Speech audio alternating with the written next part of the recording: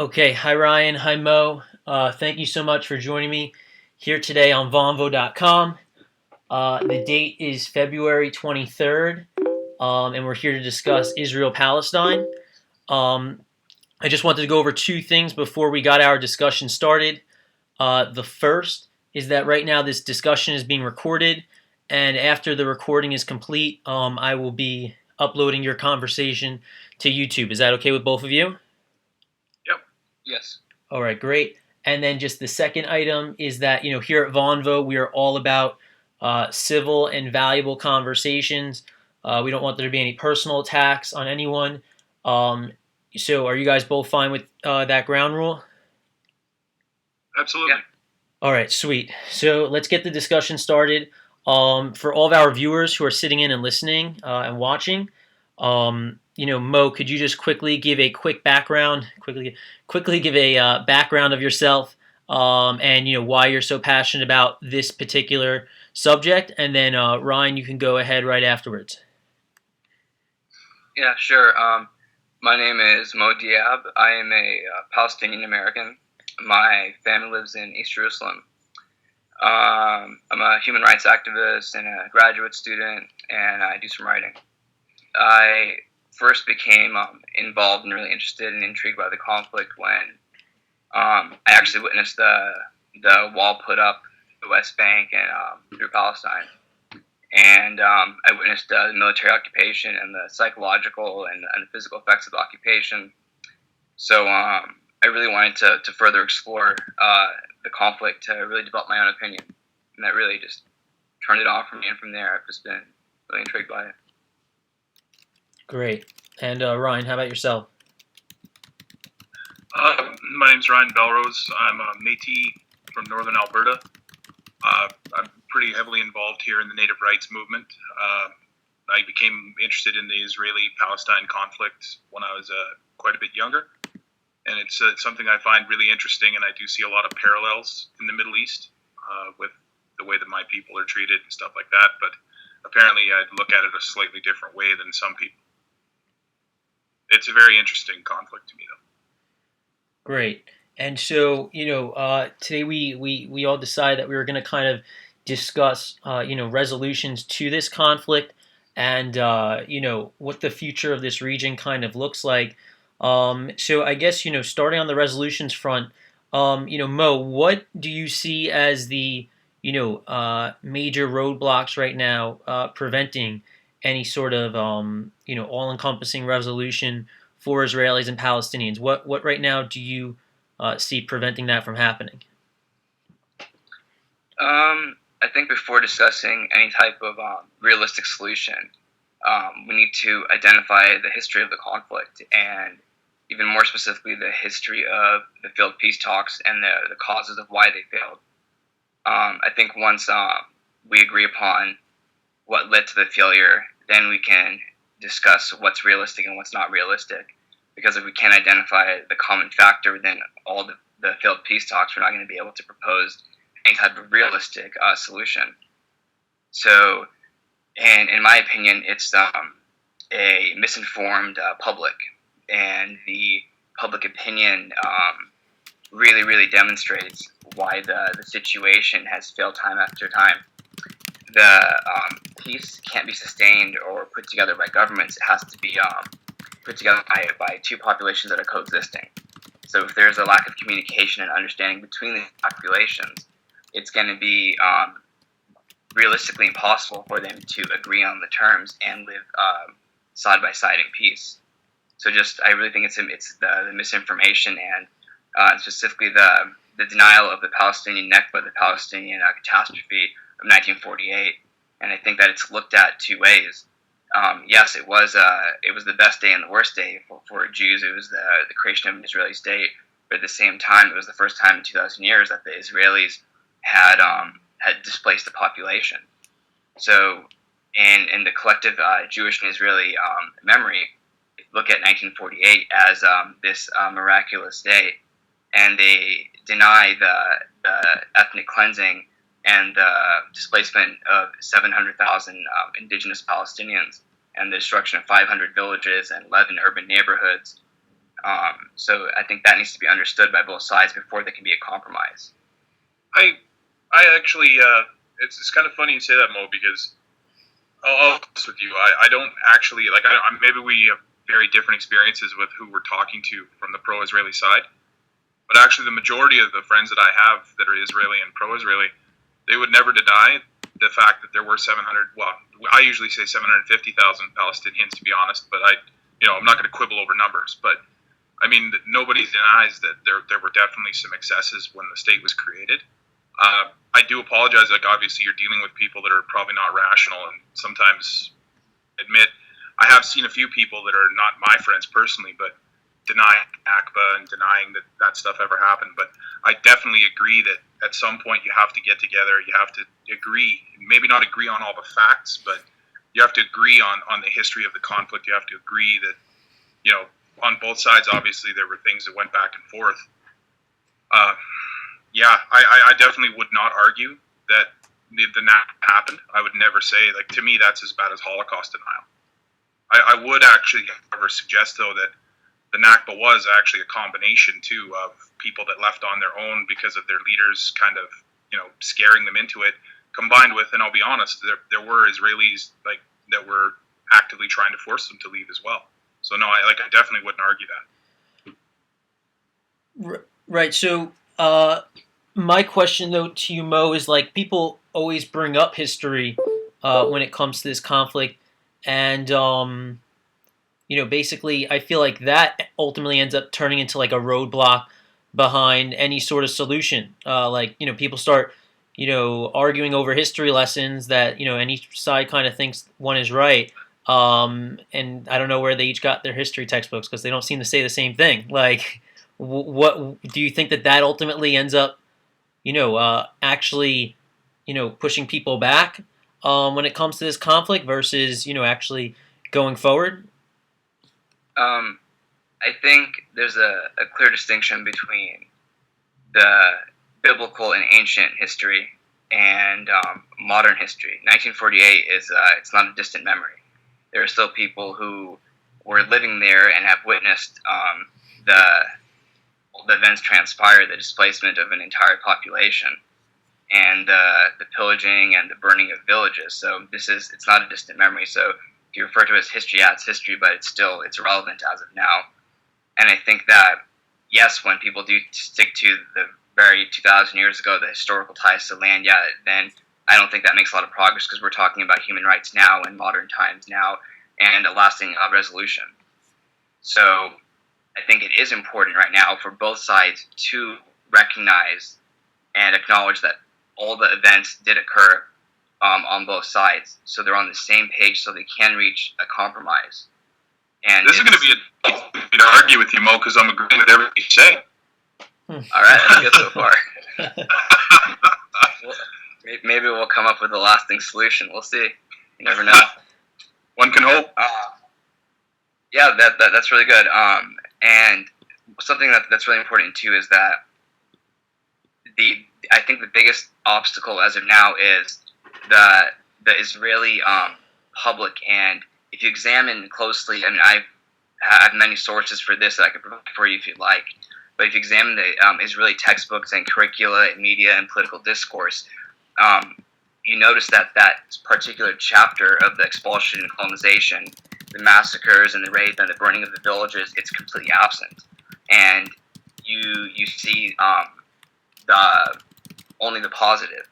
So in history, you need to be able to look at the bad and the good and make sense of it all. There's no colonization of any country in the world that isn't filled with its dark side. So the Israeli general public, they're raised to think that, many even think, and there's been a prime minister that even denied that there's a Palestinian population there. So I think that's pretty ridiculous. I mean, you're influencing your public, and your media is censored, and they're learning this. So to them, it's their truth. So I think there really needs to be, on both sides, that agreement first, and then they can compromise because they'll both agree on something, and then they can move forward. Yeah, I'm really careful too, actually, about the language that I use, and I tend to actually try to tell my friends not to use inflammatory language. The one thing too, like, if I could say something, I'm not going to try to correct you because, like, your opinion is your opinion, and it's valid. But you have to really be careful when you talk about rape and stuff like that as well, because it's actually been historically, and this is from Palestinian sources that are non-propagandistic, like Edward Said, stuff like that. The raping and stuff like that, that was actually more of on the propaganda end of it. But there were definitely massacres that happened. There was definitely an expulsion. I mean, to me, there's no excuse to argue that the genesis of Israel, the way it was started, it was definitely colonial. I mean, but it was the British really that kind of, set it all up. But I mean, at the end of the day, you're right. We have to agree on some basic things. The most basic thing is we do have to agree that the way it started definitely wasn't ideal for the Palestinian people. But it really wasn't ideal for the Jewish people either, because I'm pretty sure that they don't like to live, under the gun, so to speak. And I do agree with you, though. There are Israeli sources that I've seen as well that because they get demonized quite often in the media, they tend to go too far the other way. So rather than just admit and say, hey, you know what, they have some valid points too, rather than admitting that, a lot of times people are afraid to admit that because they think it opens the door to delegitimizing their state. So, I mean, on that end, I see as well, right?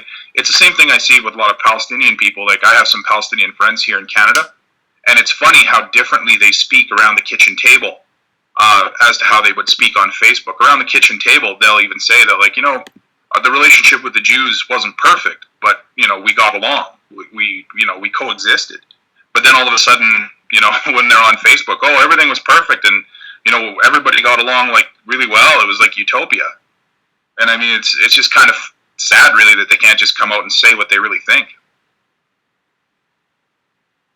Absolutely, I definitely agree with that. I think that no history is perfect, and the way that it was formed, it did displace an indigenous population that really had nothing to do with the outside situation, which brought in the Jewish population in the inception of Israel.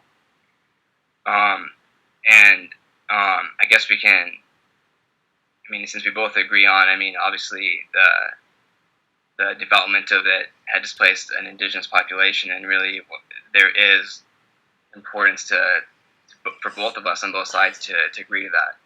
I thought we would have a little bit more difficulty seeing eye to eye to this, so I'm really happy about that.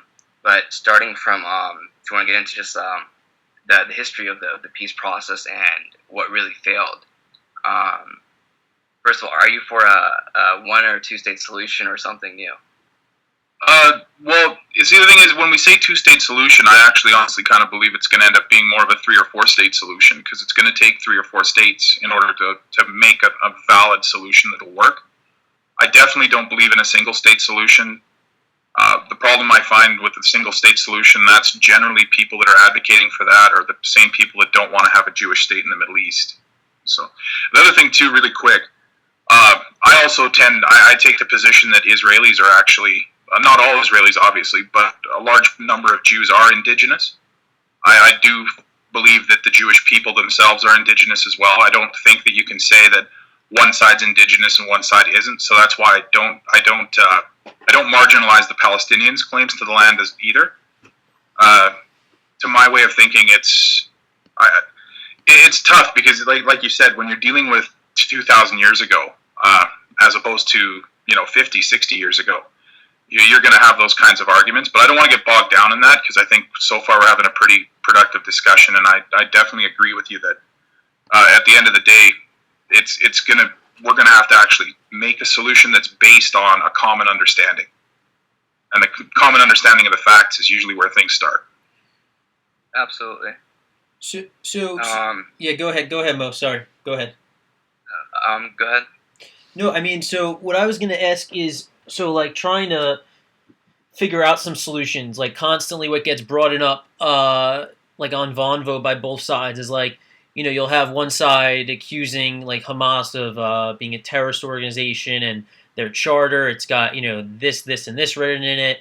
They want to drive like Israelis into the sea, and then you'll have the other side saying like there's just as many, or maybe not just as many, but there are plenty of people inside like the Israeli parliament, and the Israeli government who have really really right wing like ideologies and really don't want anything to do with. Max. Yeah, go those ahead. won't be the people that come up with a solution. Those are the people that prevent the solutions, in my opinion. So you don't. So my question ultimately is so right now is it safe to say that the current governmental bodies that are inside that region, inside Israel, inside the West Bank and Gaza, like are just not cut, are not are not the people to try and foster real solutions. Is that safe to say for both of you? I think that's pretty safe to say right now. Yeah, I think on both sides, they're very, very extreme on both sides, and I think that, especially from, I mean, if you look at it from a perspective of trying to make peace, the divide is growing right now. And in Gaza, the divide is growing further and further, and the cultures are becoming more separate. And due to the laws that are given there are different laws and there are different rights for citizens and legal residents, and Arab Israeli citizens and Jewish Israeli citizens. So I mean, I think that on both sides there's definitely a divide. But like Ryan said, it's not going to be up to them for the peace process to work. There just needs to be enough information on both sides and understanding of what really transpired in the past 60 years. And I think once the honest evidence is provided and it's accepted by the public, I think it's a natural progression to want to live in peace and coexist. It's for any citizen, it's not comfortable to live with the constant threat of violence and attack and uncertainty. So I think both sides really just want to live normal lives, and however that accomplishes itself, I think they're going to be willing to work together to make it happen. It's not going to happen overnight. It's not a simple solution, but there definitely needs to be budging from the lawmakers and the policymakers. Absolutely. Right. So going into then, I mean, what real solutions are there, Ryan? You touched on a 3 or 4 state solution. Like I think I've heard 3, but I have yet to hear 4. So please go ahead and share with us where that comes from, because I want to say that I don't think Mo might agree, and I'd want to hear what that consists of.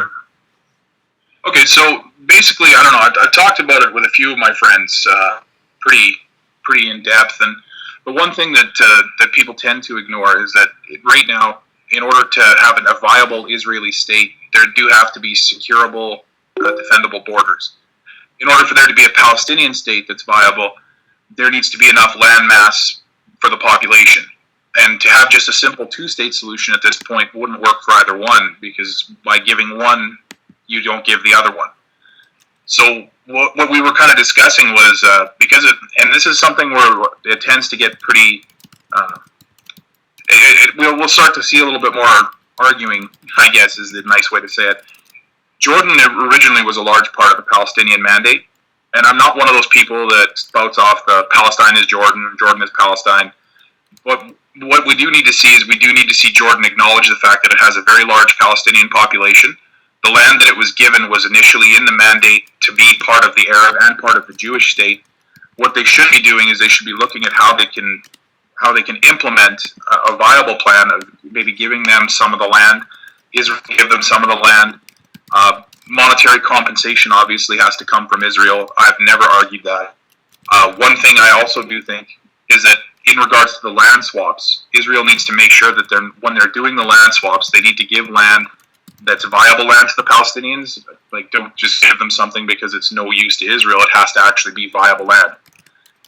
They have to give them access to water. I think that's very important. Without the water, the land becomes inviable.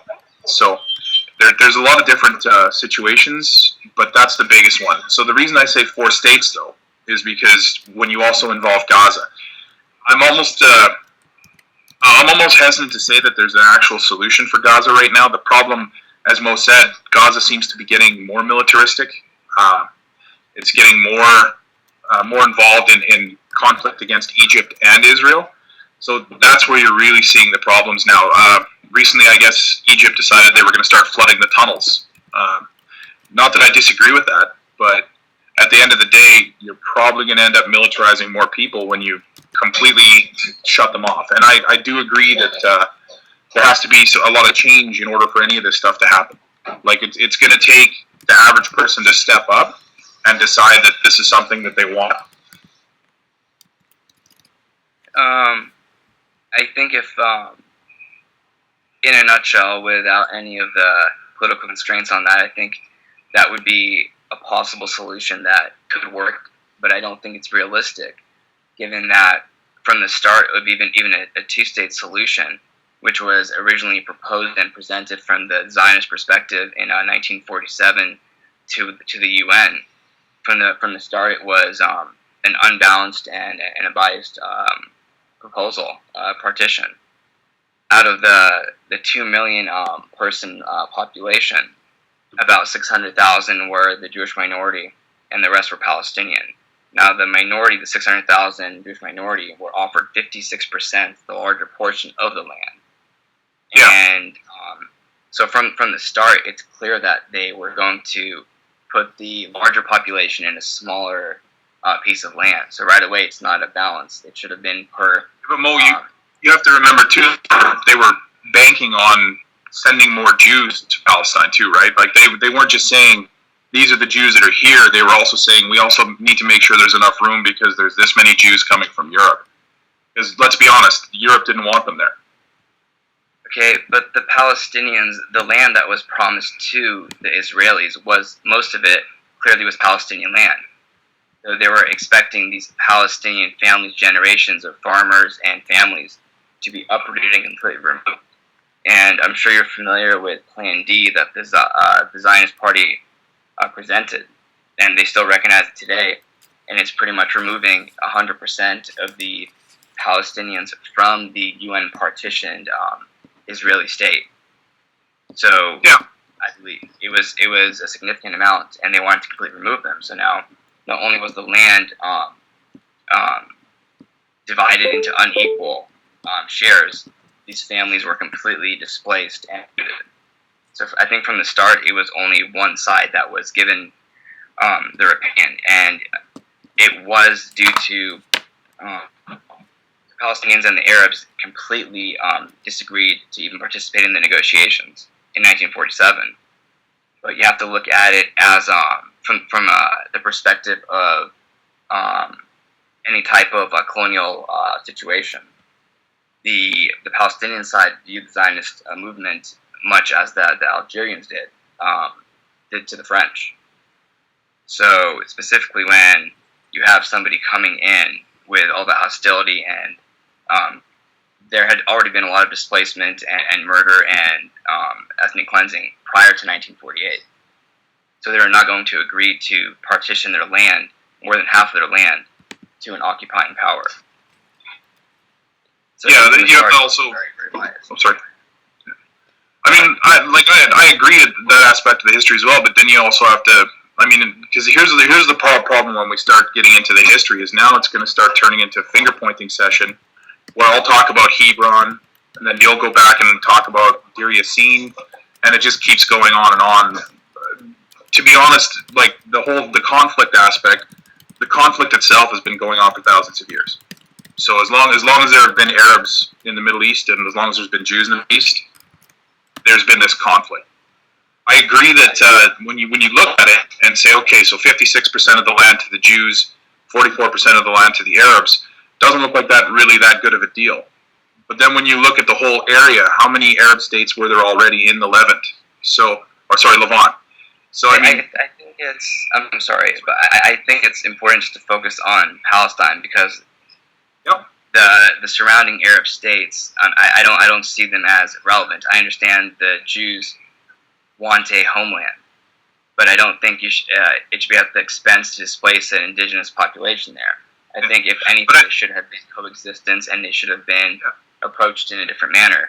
It's like there are many Asian countries, and you wouldn't say let's put something in Asia and remove an Asian country because there are Asian countries surrounding it. I think that's absolutely no. I think maybe you're misunderstanding what I'm saying about that. What I'm saying is that a lot of the people that call themselves Palestinians now weren't Palestinians when this happened. Like when we're talking about Levantine Arabs, like the people that are actually on the land, the people that had significant ties to the land for generations, like generational ties, that population was significantly smaller in 1930 than it was in 1947. And I'm not using that to delegitimize. I'm just saying that that's a fact. And it's the same thing with the Jews. Like, I'm not going to sit here and argue that a European Jewish person has the same generational tie to the land as a Palestinian that's lived on it. What I am going to say is, Israel's there. We no longer have the option of moving the entire population. We no longer have the option of even saying, well, it wasn't right. It wasn't. Anybody that studies colonialism or imperialism is going to admit that this was an imperialist act. But at this point, we need to move forward and we need to figure out how are we going to make sure that both the Palestinians have a state and the Israelis have a state. Now, if you advocate for a single state solution, how do you maintain a state where the Jewish people would feel safe? And that's kind of where I think a lot of the disconnects come. Okay, so, I mean, from what I'm understanding, you would support either a split state solution. You said like a 2, 3, or 4 state solution.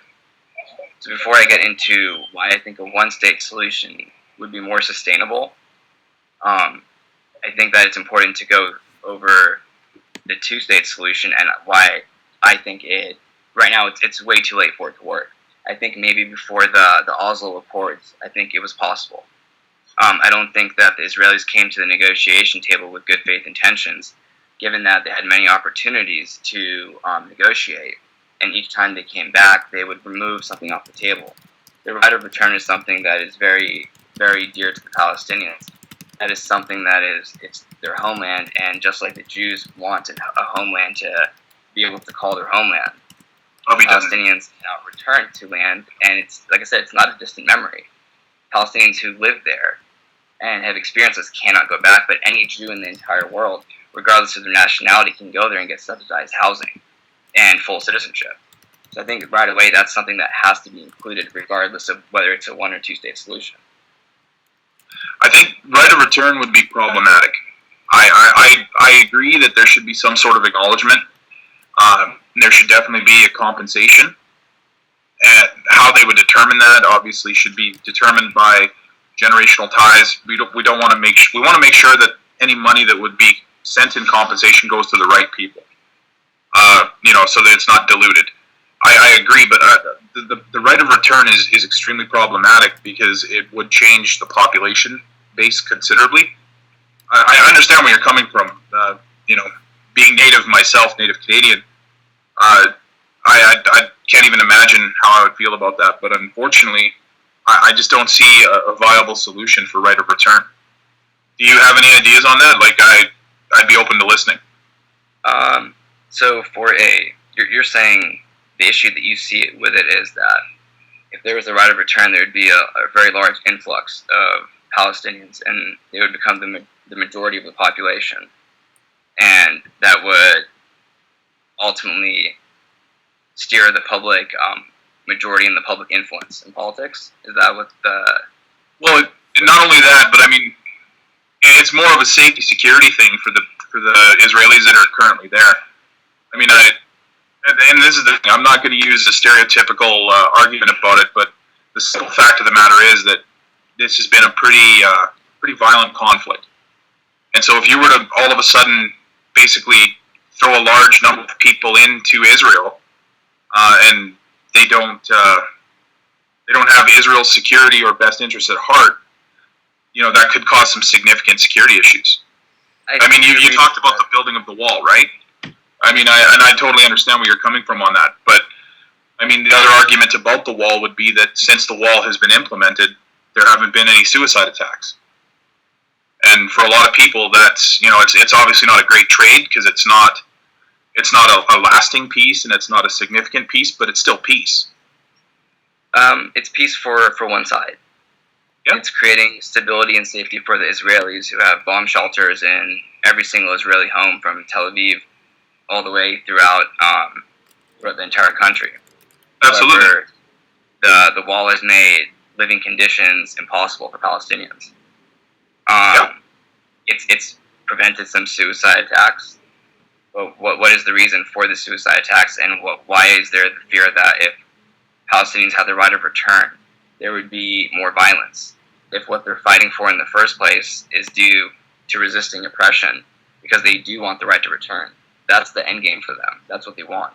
So if they get what they want and they're happy coming back, I think that the violence is going to lose motive.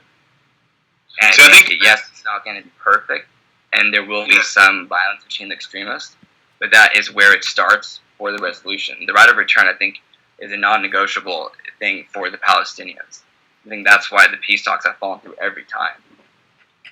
See, and I'm torn on that because, like, I would like to believe that that's kind of the base for a lot of the conflict because, I mean, it would make things a lot easier. But unfortunately, I mean, when you take a look, one of the largest players in the conflict is Hamas, and I think that a large part of the problem with the conflict there is that it's religion-based.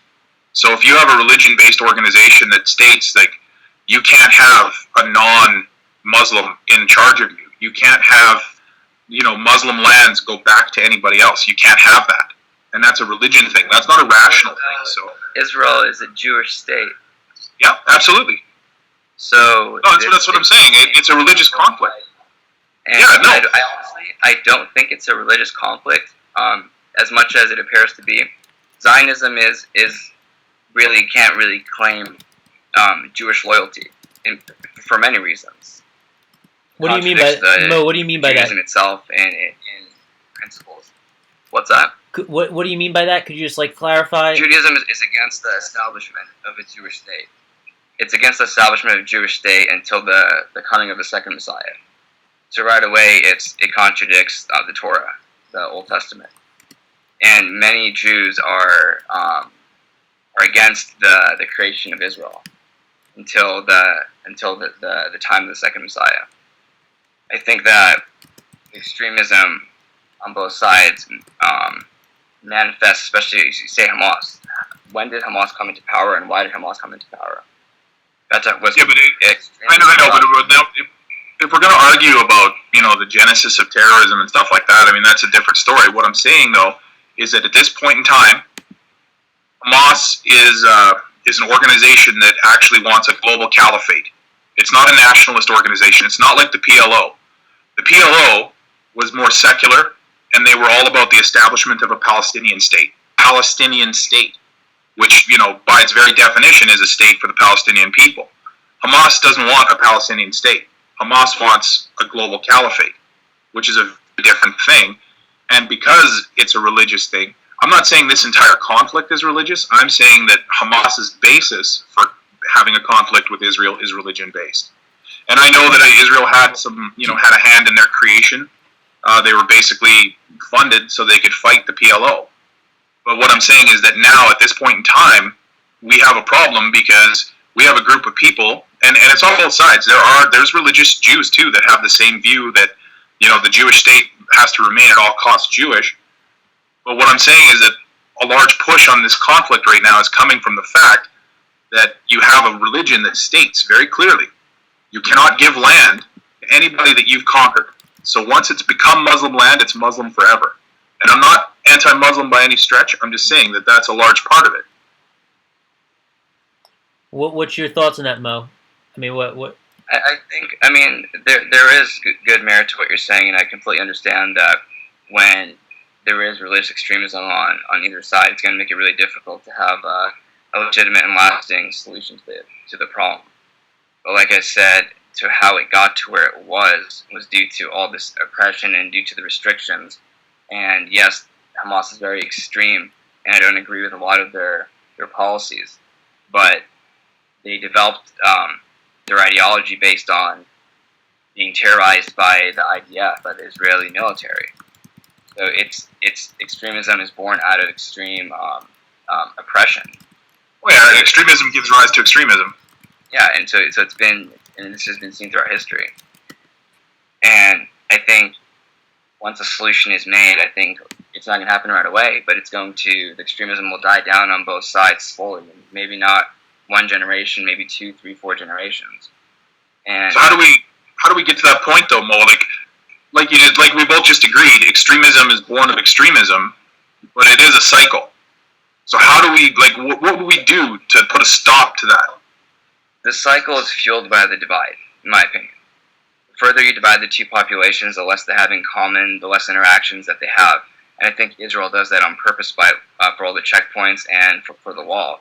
I don't think the wall was just for protection. I think they have one of the most superior militaries in the world, and they brag of their GPS guided missiles, and they're able to shoot a Hamas militant's car while it's driving. So I don't think the issue is really security for the wall. I think it's to further the divide to prevent the assimilation of the two cultures. Because if you had Israeli Palestinians who were interacting more and getting married and having kids, that entire divide would just disseminate. I don't think it's an issue of the safety, like I said. So I think a two-state solution would only make the problem worse and create a further divide. And there really won't be any type of democracy. You can't say Israel is a democracy when there aren't equal laws on both sides. And like what? The two-state solution that stands now is 22% that goes to a Palestinian state and 78% to an Israeli state. So I mean, either way, like I said, and the wall that goes through the West Bank takes up about 10% of land that's divided. Okay, I understand. You believe in the apartheid aspect of this. I tend to look the other way because I have a lot of Israeli Arab friends as well. I know where you're coming from, though. I do think too that the separation is definitely not ideal. My concern, and I'll be absolutely honest with you, is that and it's not just the media. I see this constantly on Facebook. I see it in several forums that I'm in. You're actually one of the more rational people that I've talked to. I've talked to another guy named Lucas. He was pretty rational as well, but I'll be honest with you. I don't hear you demonizing one side to try and make your own case better, and I respect that because I think that's what it's going to take. It's going to take people that are willing to see the other side as people. But my concern is, and I don't want to sound like I'm stereotyping, but you and people like you, friends that I have that think like you, I don't see you guys as the majority. And it's unfortunate because, I think you make some very valid points and you're able to make them without insulting or demonizing anybody. But at this point, we need more people like that are willing to step up. And the Palestinians don't, at this point, in my opinion, have a leader that's capable of stepping up and doing that. Do the Israelis have a leader that can do that, though, Ryan? Yeah, they have some. The Israelis have a few people that are. It's funny because I'm actually considered to be fairly right wing, but the Israelis actually have some people that are a little more on the left side, that are very peace oriented and very solutions oriented. I used to be a huge fan of Netanyahu, but I'll be honest with you, a lot of his actions in the last year and a half have really kind of soured me on the way he does things. And my own personal opinion is that right now Israel needs somebody that's going to be able to step up and kind of unite people to get them on side with the whole idea. Because Mo does make another valid point too. Because Israel's been attacked pretty much constantly since its inception, a lot of those people, they get really defensive. And I see it all the time on my own Facebook. If you criticize Israel at all, like if you say anything that is remotely criticism, they get very upset, even when they know it's valid criticism. And they'll come back to me later and apologize. But, that's the kind of thing we're dealing with right now, is that you cannot admit any sort of culpability because then you're basically getting rid of your own legitimacy. And people will actually use that. People have actually told me that they watched a Vonvo that I was on, and they're like, you admitted Israel did something wrong, so Israel's wrong. And I was like, well, of course Israel does things that are wrong, and if I didn't point it out, I wouldn't be much of a pro-Israeli.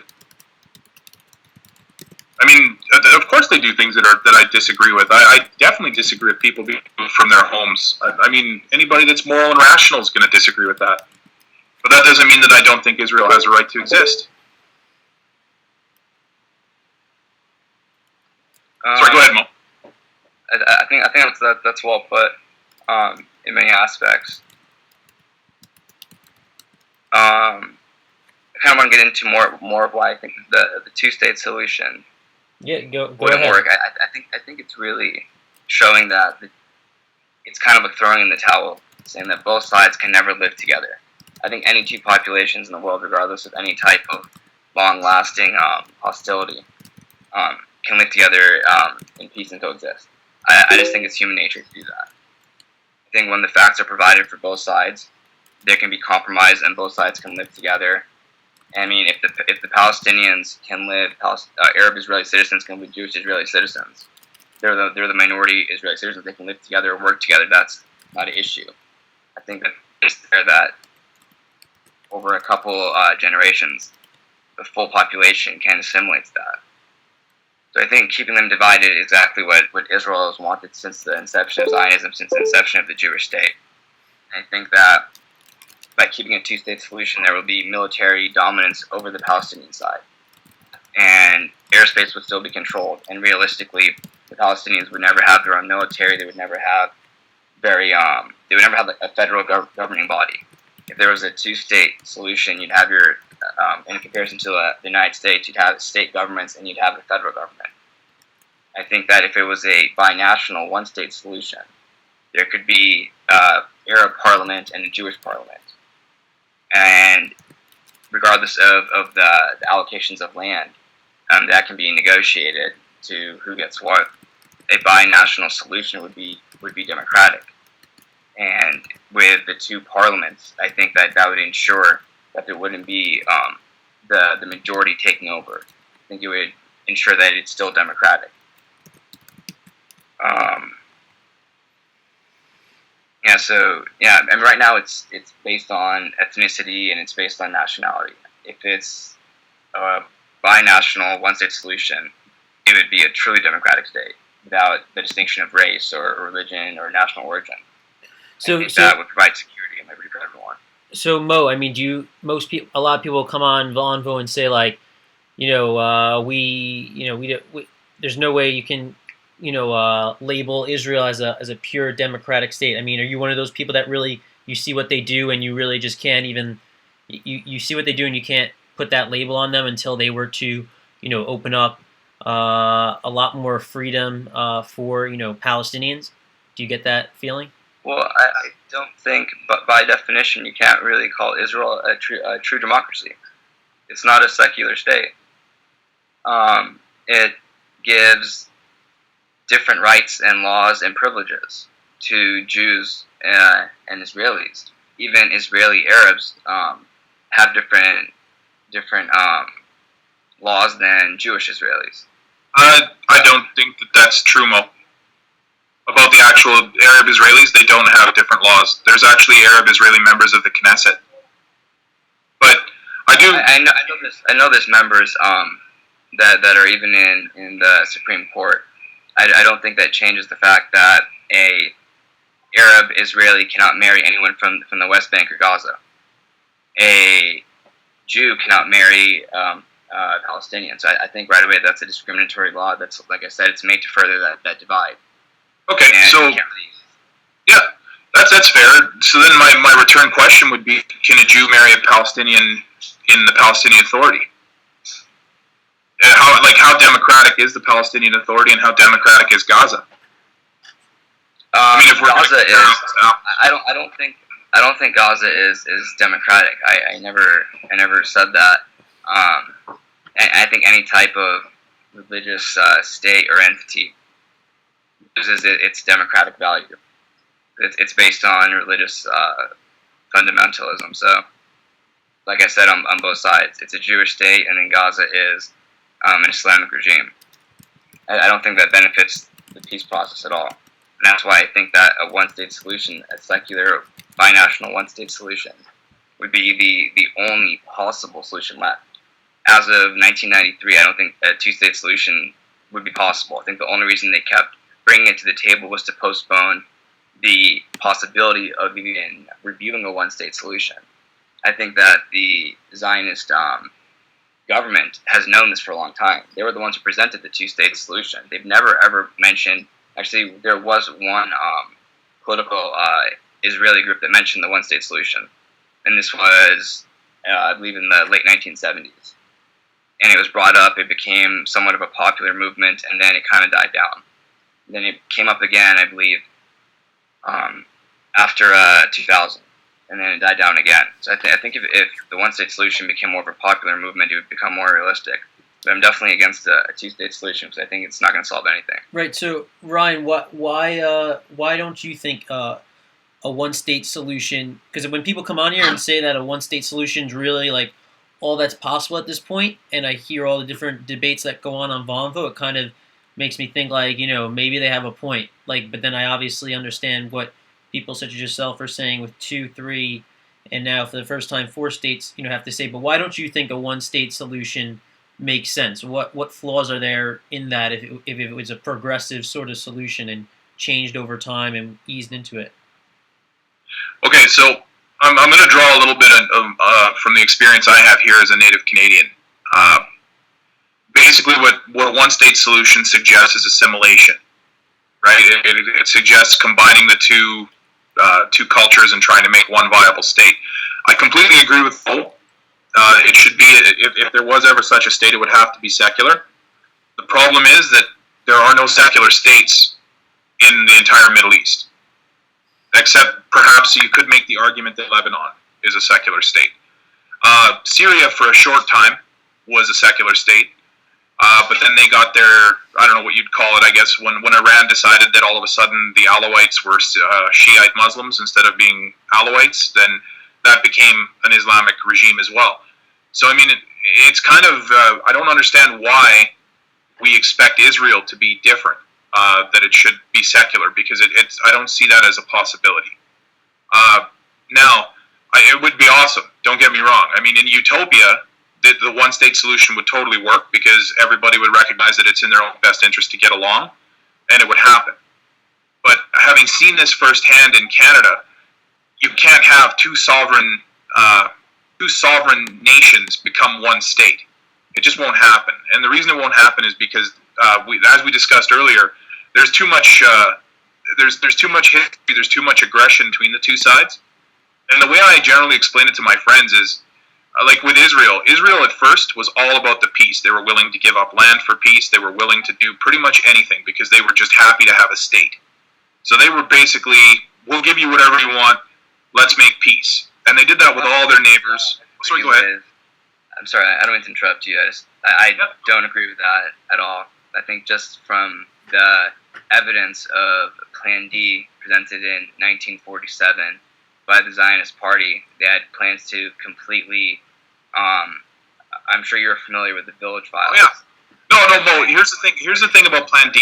Yeah, no, absolutely. Here's the thing about Plan D. It's important to look at the context of the situation. At the time, all the Arab states were removing all the Jews. It's at the same time the Nakba was having, we had Shoah. So basically what happens is, everybody was trying to get rid of the population that they didn't want to have within their borders. So you had like Iraq chasing their Jews out. You had it happened on both sides. But that's not what I'm saying here. What I'm saying here is that Israel did try to make peace. Now I get that you think that might not be true. But when you take a look at the unilateral pullout from Gaza, I mean, you take a look at what they were willing to do. They gave land for peace to Egypt. Those kinds of things suggest that Israel was willing to negotiate.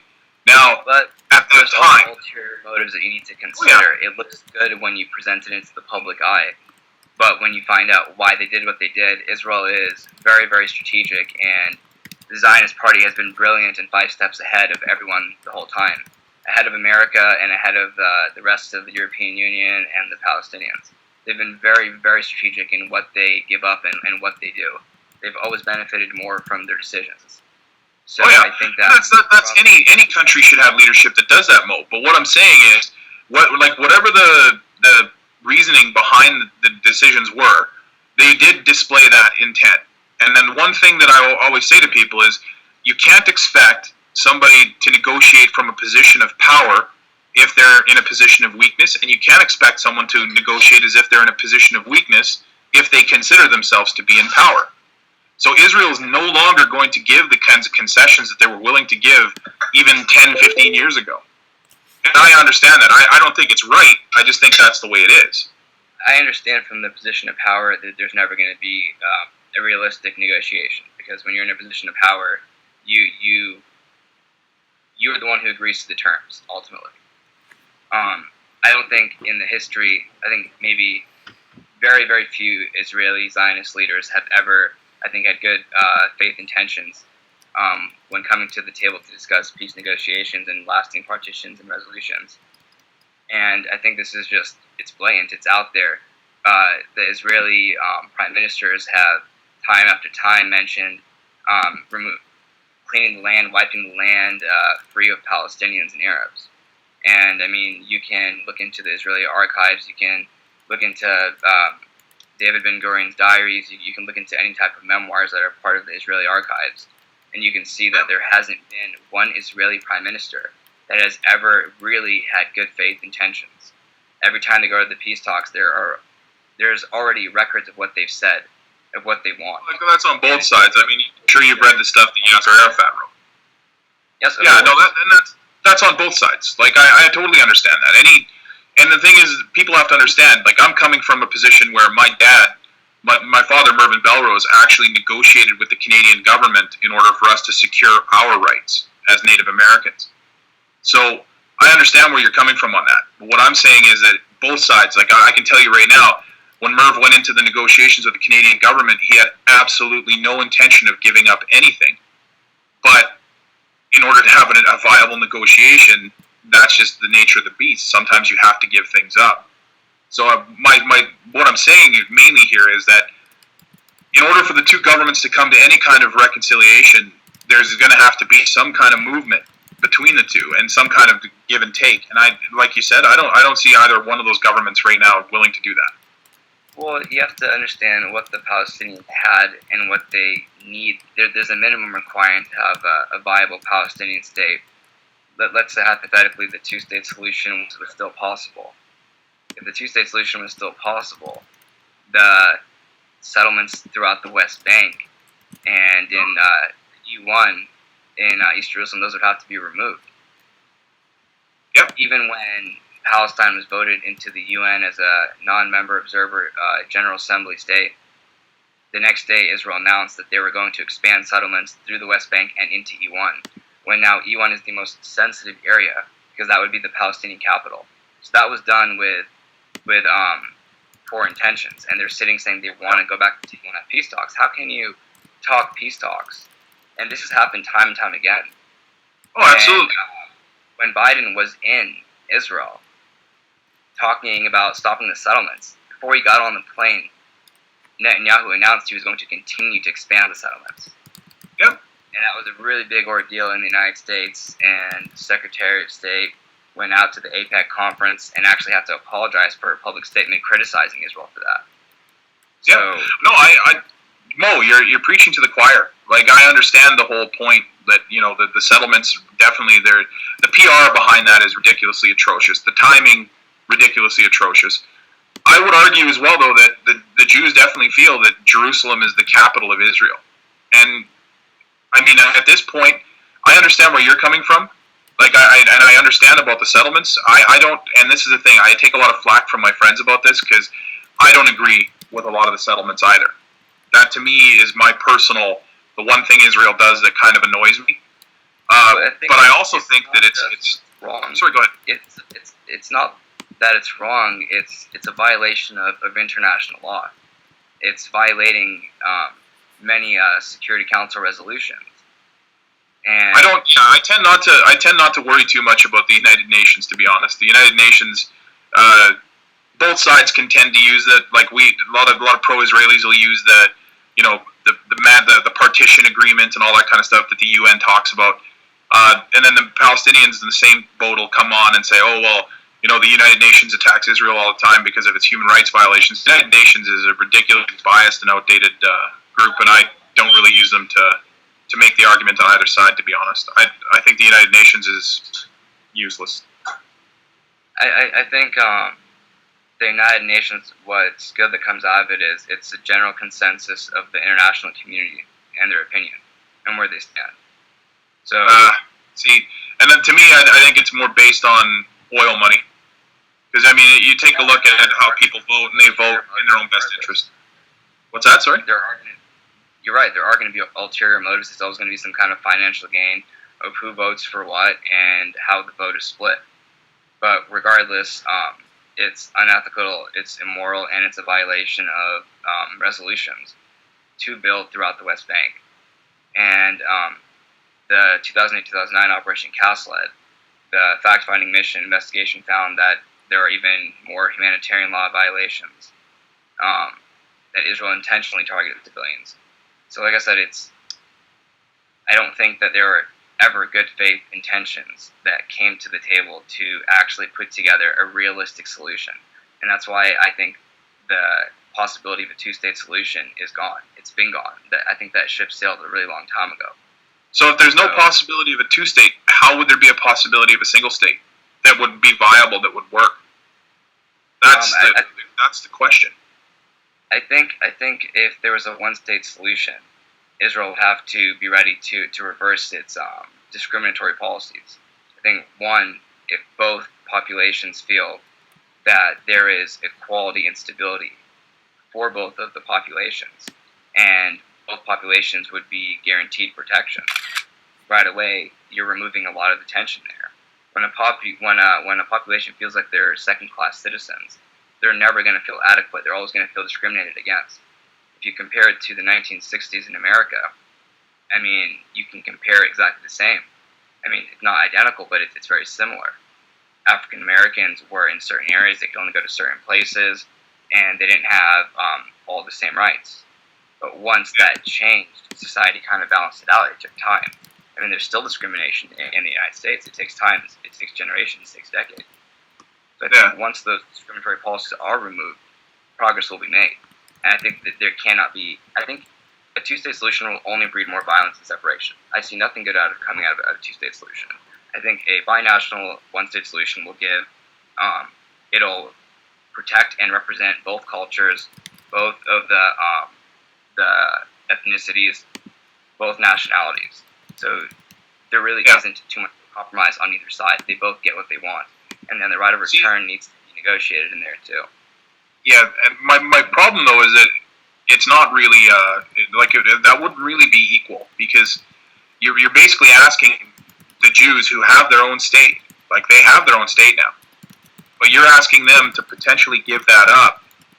And I understand what you're saying. Like, in the interest of being fair, I could see the argument being made that they could give more in order to create this state, but I, on the other hand, I see the Jewish argument that this is the only Jewish state. This is the Jewish homeland, and it's not just a religion to them. To them, it's their culture, it's their ethnicity, and it's very difficult to tell somebody to vote against their own best interests in order to help someone else. Believe me, I'm running into that right now in Canada, trying to convince white Canadians why native rights are so important.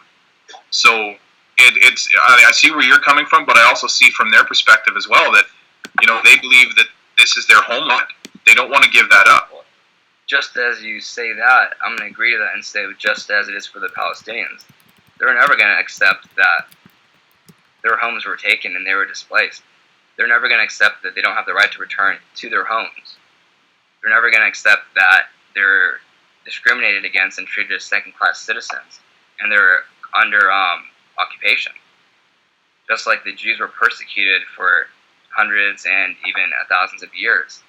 Now the Palestinians are being persecuted. They're being occupied.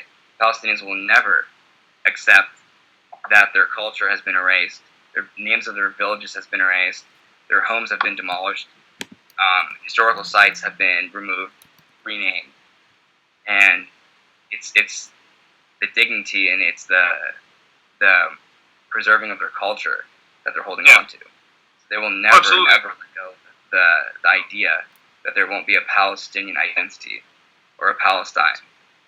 So then, Mo, and this is like not meant in any, like, I really don't want you to take this the wrong way. So then, as a Palestinian, I know you live in California, right? Yes. Or somewhere in the United States.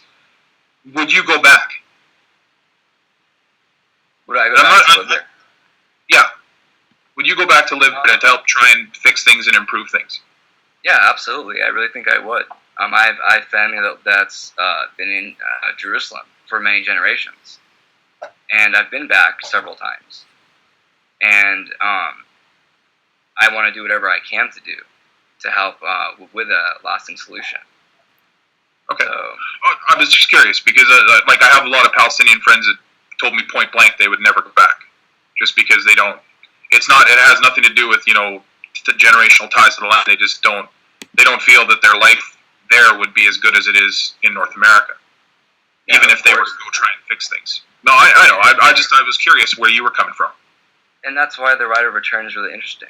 Just because Palestinians have the right of return doesn't mean that every single Palestinian that has ties to land is going to go there. Just like every Jew that can go get citizenship and subsidized housing in Israel doesn't go there. I mean, it's just an option. It's a democratic, and it demonstrates equality. If one person has ties to land, they should be able to go there on either side. And I think it's the only thing. I mean, you can't really say that the Jews have this personal and historical and religious tie to the land, because the Palestinians do too. It's a recent memory. Right. It's fresh in their head. Yeah, absolutely. It's tales that are told, horrific tales that are told of being displaced, being thrown out of villages, put into tents, and told that they would return to their homes soon. And now generations and generations have lived in those tents and in those mud huts and in those refugee camps. So they're still expecting to be able to return, and it makes no sense for them not to be able to return. Yeah, it's tough though, and I'll admit, like, I don't like the idea of a refugee population, but I mean, I'm also a little bit of the mind that after 65 years, people have to start understanding that you have to build a life, right? Like my own family, we were removed from our homes in St. Albert. Literally, the government came, kicked us out, and put white settlers in our homes. We had to live in what are called the road allowances. So, but we didn't just stay in the road allowances. We didn't just wait there and hope that somebody else was going to fix things. And so that's where I'm coming from on my opinion about this whole situation, is that I do see a lot of Palestinians that are actually very intelligent people. I mean, I'm fond of saying, you look at the Palestinian patriots in the United States and in Chile, especially in Chile, where they've pretty much contributed to the building of that entire nation. Now, if they could have focused that, I'm not saying that what they have right now is a perfect solution by any stretch, but I'm pretty sure that the Palestinian Authority would be a much better place to live.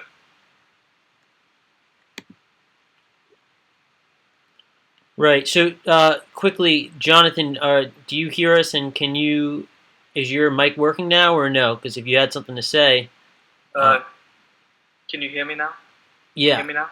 Yeah. I hear you. I hear you. Great. Did you have something that you wanted to bring up in this discussion? Did you want to ask something of Mo or Ryan, or do you just want to listen in with your? Yeah. First of all, if you don't mind if I check, can you hear me right now? Yeah. We hear you. We hear you. Okay. Well, first of all, I would like to say shalom to both of you and everyone here. And then I want to say that, well, one is for instance, the question on the Palestinian Authority. According to many officials I've heard speak, they talk about how the Jews are discriminating against the Palestinians, and the Palestinians don't like the Jews, and then basically there's a lot of animosity between the two. But my point here is that according to everything I can find, including to many Palestinians I've talked to, they say when they were there in 1948, the Jews did not kick them out of the land. They said, please stay with us. Diab threatened them from the neighboring countries, and then they left. But, I mean, and all the land that the Jews had at the time, they had bought previously. And then when the neighboring countries came in to fight them, they took extra land in 1973, 1977, 1967. But it was all in defense. Right. And every time they wanted to give the land more back. Right. I don't know, Jonathan. See, here's the problem I have with any kind of argument that goes way too far to one side or the other. The Jews did purchase a lot of land. That's never been in dispute. And the Jews did conquer some land during war. That's never been in dispute. But the simple fact is, there were people that were expelled. And to say that there were no people that were expelled, to me, that's just as bad as trying to say that the Jews have no ties to the land. You can't be that extreme in your reading of history. You have to take some sources from each side. Now, yes, the Jews did purchase a lot of land, and yes, the Jews did expropriate a lot of land. You can't go too far to one side or the other. That's where I believe most of the problem in this conflict comes from, is that nobody's willing to admit that the other person has any validity to their argument. And if we start out on that basis, there's no point in us even being here. Right. Well, I'd like to cut into that, and no offense or anything like that, but Sure. I'd like to say that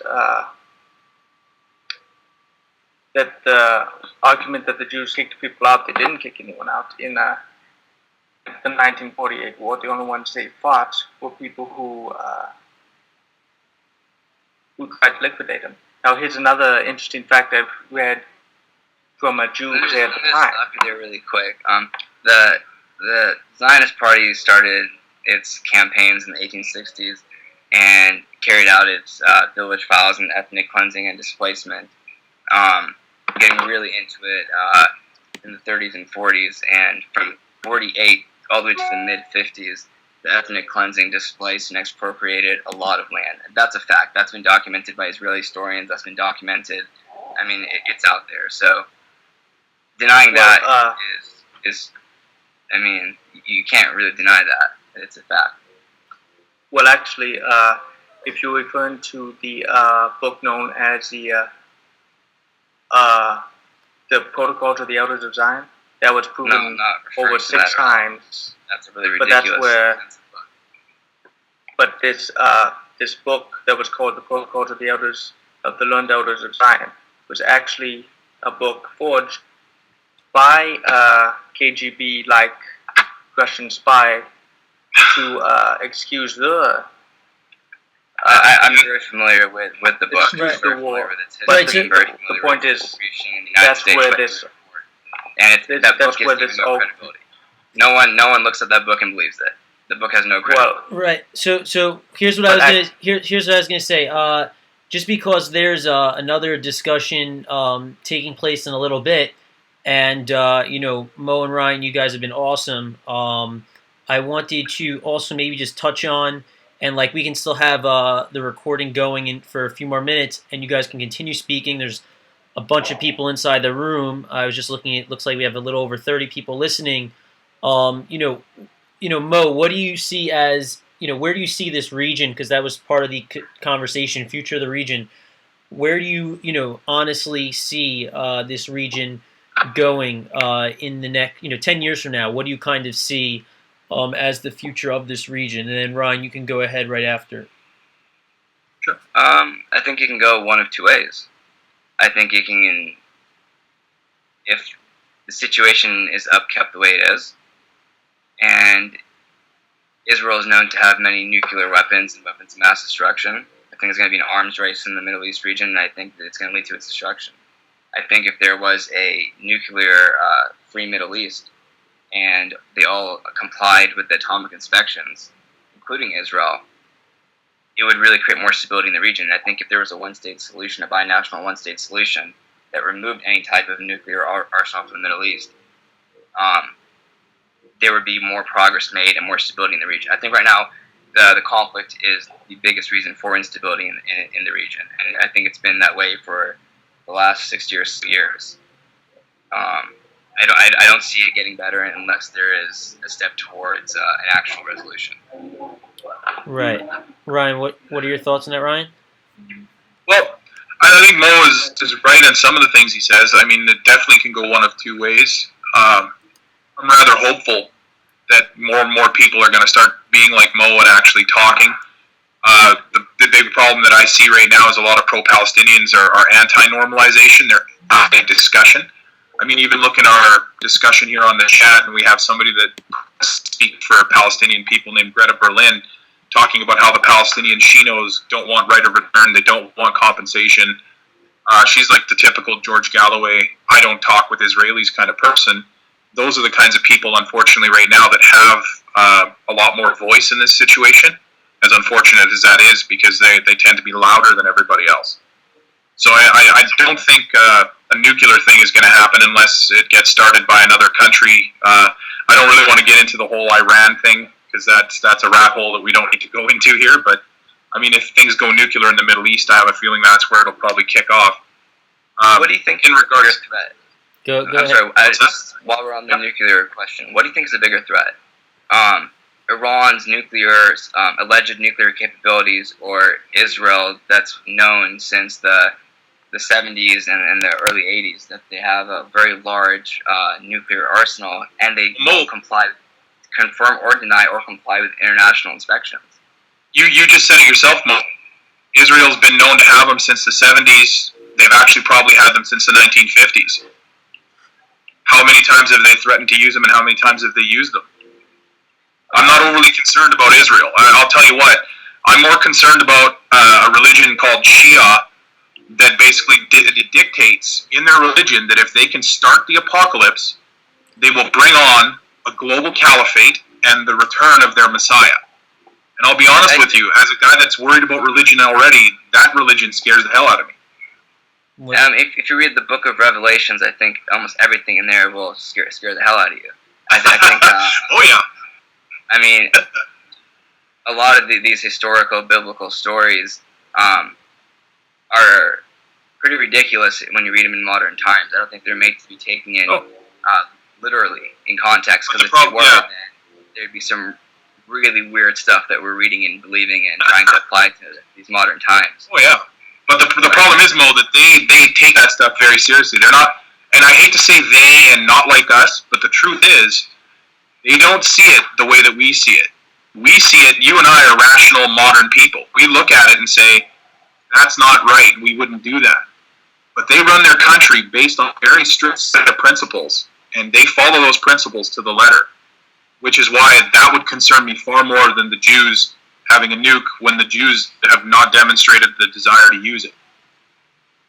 What do you think about a nuclear-free Middle East? If there's I would love to see that, but I don't see it happening. And you don't think Israel should comply with the international inspections? I think they should, but I can't force them. Yeah, I mean, I don't think they can't be can. forced to, but if they're claiming that they want stability in the region, if they're claiming that they're democratic, if they're claiming that they're complying with these other unions and organizations, this is one thing that's been pressed against them for many years now, and they're still not confirming or denying. I mean, obviously, there have been many scandals, especially with Benjamin Netanyahu being found by the former head of the FBI smuggling nuclear triggers from Texas to Israel with fake passports. These are like huge scandals. I mean, there's obviously a lot that's going on, especially in America, that has to do with this. So I think as Americans, we should be concerned. And especially now that Israel has been very defiant towards us and disrespectful towards Americans, not Palestinians now, Americans.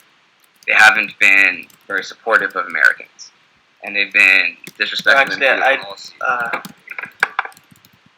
I'd like to point out that Israel has been America's actually best. To the people of America, they have been America's best ally. Well, so they've on every level complied with them. Well, so with America from the beginning. They asked them to give back. So Mo, give back the land. Mo, I have a quick question. What, you live in America? You support the Palestinian cause, like, and then just throwing it out there quickly before I even ask this. We're going to be moving. You guys can continue your discussion by all means. I think Mo, there's been some people inside a text chat that have listed some items that they wanted you to maybe address. So that would be awesome if you want to address them afterwards. Unfortunately, I'll have to move my recording to the other room that I'm going to be starting. But what I just wanted to ask you, Mo, is while I still have you here on recording, like, what's your opinion on how the American and Israeli the alliance and close ties as allies that they have? What do you think that ultimately really has a dramatic impact on how your people, Palestinians, are treated? And I mean, absolutely. But then just quickly, policy shape. Quickly, doesn't Palestinians receive a good amount of funding? Maybe not as much as Israel, but a good amount of funding from America also. So as an American, do you just Very feel limited, and ever since Go ahead. so the funds go through the Israeli government and then they're allocated to the Palestinian Authority. And since the Palestine has been recognized as a non-member observer state, they've been given them difficulty allocating the funds. Now, from the United States international fund that goes to humanitarian causes around the entire world, Israel gets, I believe, about maybe around 40% of the entire fund. And that goes to military aid, that goes to the building of the settlements. Now, Israel gets more money annually than all of Africa and South America. That's a tiny population. That's 7 million people, more than 1 billion people. And I think that destroys our moral credibility in the world when we could be spending that money saving millions and millions of people who are dying and living in poverty. Right. Right. Or Ryan, did you say you have to get going? Yeah, sorry guys, I got to get going. But you know what, Mo, I really appreciate it. That was actually really, I enjoyed that a lot. Absolutely. It's very nice to You guys talk have to a good day. All right, great. Mo, if you want to stick around and kind of do your own sort of, Q&A from the text chat for any of the people who are in there watching you, feel free. Otherwise, I wanted to thank you for your time. Jonathan, thank you for joining the panel and tuning in. I have to go and start another room on another Israel-Palestine discussion if you want to tune in there. But, thanks for your time, all right? Thank you. All right.